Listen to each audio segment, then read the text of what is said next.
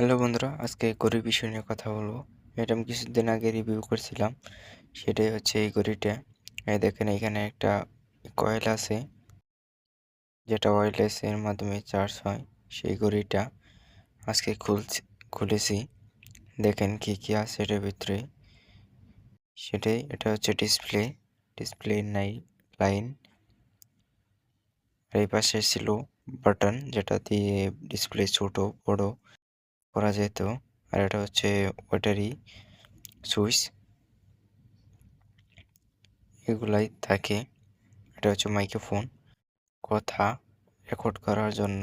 আর এটা হচ্ছে এটার মাদারবোর্ড। এটার জন্যই ডিসপ্লেতে আলো আসে, আমরা অনেক সুন্দর সুন্দর জিনিস দেখতে পারি। আর এটা হচ্ছে লাইট, পিছনে লাইট জ্বলে ওইটা।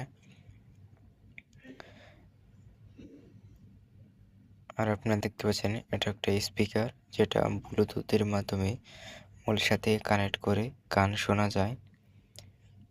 এগুলাই। আর এই পাশে দেখতে পাচ্ছেন একটি ব্যাটারি আছে। ব্যাস এইগুলোই ছিল।